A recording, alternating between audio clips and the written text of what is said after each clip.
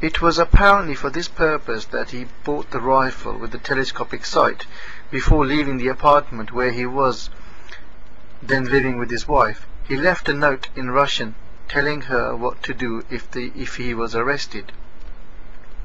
Then, on the evening of 10th of April 63, he took position outside General Walker's home and fired at him through the window of his study. Walker, who was uninjured, reported the attempt on his life to the police, and a hunt was staged for the gunman, but with no success. I think, personal thought, I think that here he was testing his marksmanship. Further, until he was caught after the Kennedy assassination, Oswald was not suspected of the earlier crime. The link between Cuba and the Soviet Union was of course very strong, and the KGB was firmly installed in Havana. So while Oswald's connection could have been with Cuba alone, it could also have extended to the KGB.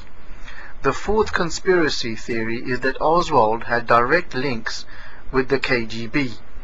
This is the strongest theory because of his residence in the Soviet Union, his strong pro-Soviet sympathies, and his Russian-born wife. Oswald's arrival in Moscow as a defector from the much-vaunted Marines was given prominence in the Soviet newspapers, and he was treated as something of a celebrity. His wages as a metal worker were supplemented by substantial allowance that doubled his income. This extra money was ostensibly paid by the Red Cross. How can this extra money be paid by Red Cross when they don't even have enough money for themselves? But in reality it came from state funds. Who paid him via the Red Cross state funds? Anyway, from Minsk he wrote a letter to the American friend, intercepted by the CIA because it came from the Soviet Union, saying that he would kill anyone who opposed the Soviet Union. In spite of this, by July 1961 he had decided to return to his homeland, as it was the policy of an American government to encourage defectors from the United States to return home, if only because it undid the propaganda value to the Soviets. He was given back the passport. It's got nothing to do with the Soviets killing Kennedy, because these two are superpowers and they would not do that, because then they would start some sort of war. He was given back the passport that he had handed in, and England is right in the middle and France is right in the middle, so they're going to say no, no, no. He was given back the passport that he had handed in so contemptuously less than 2 years before. It was certainly odd that the Soviet authorities not allowed Oswald to leave, so they didn't allow him to leave, but to take his Russian-born wife and child with him, and it was later discovered that on at least one occasion Oswald had visited the Russian embassy in Mexico after the return home. However, no one at the Pentagon could blame Kennedy's death on Russia. It could have been an act of war, and there is evidence that FBI head Hoover covered up crucial facts. There was an equal degree of panic in the CIA when the president was assassinated, but for the different reasons. Officials there were fearful that the inevitable inquiry might uncover their plans of assassinating Castro, and particularly their arrangements with the Cubella and the Mafia mobsters. I ain't got a clue what the CIA doing hovering over Castro, Cubella and the Mafia, all of which had been as unproductive as the Bay of Pigs fiasco, when American forces, which included a number of disaffected Cuban emigres, failed in their attempt to invade Cuba and depose Castro. There too, because the CIA is like the police, you know what I mean? There too, embarrassing documents destroyed. The possibility that the Kremlin had been involved in the Dallas tragedy was intensified in January '64 when the KGB officer Yuri Nasenko defected to the CIA. He defected to the CIA, so here we have a mole. He claimed to have proof that the Soviets had not been involved in the assassination in any way, and laughed at the idea that the KGB would have used a person as unstable and unreliable as Oswald.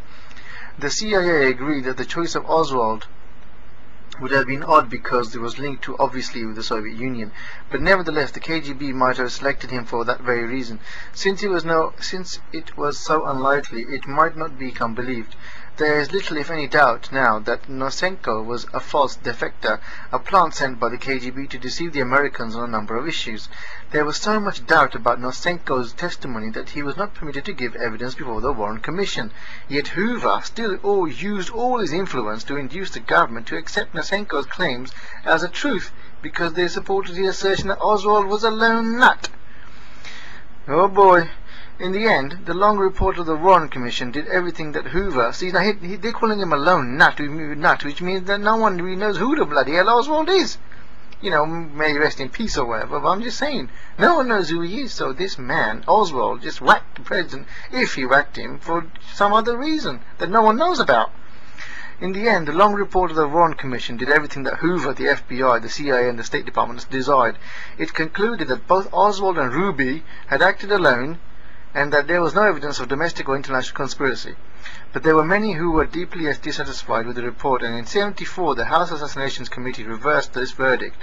One possibility, which may be remote but should not be entirely ignored, as it was a Warren Commission, is that the killer was not in fact Lee Harvey Oswald, the Marine who had defected, but an imposter, selected and trained in the Soviet Union. See, that's not good. The Soviet Union trained him. I don't think so, because then they would have started a war. And in the middle you have England, Ireland, you have France, everybody, they don't want no wars. This theory has been forcibly presented in a book, The Oswald File by Michael Edowers. Edowers, what kind of a name is that, please? Published in 1977. It is Oswald. Who knows Oswald better than himself? Anyway, he's not here. It is, yeah, I have a seance. Anyway, it is, I heard him then. He went, ooh. It is lent credence by the fact that official documents made available in the United States Freedom of Information Act showed that as far back as 1960, the FBI suspected a man who returned from the Soviet Union might be an imposter using Oswald's birth certificate. There is a memorandum from J. Edgar Hoover's... So this man who's using a birth certificate must still be alive somewhere. Returned from the Soviet Union might be an imposter using Oswald's birth certificate. This is a memorandum from J. Edgar Hoover himself to this effect. Politicians show no inclination to reopen the case on the grounds that re-examination of the evidence could yield no political advantages and might do great harm. With the political intelligence and security establishment so stubbornly opposed to the reopening of the case, it remains extremely doubtful whether any of it will ever be resolved. And that's the end of the file I'm reading. Thank you very much for listening. It is some sort of love triangle, I think.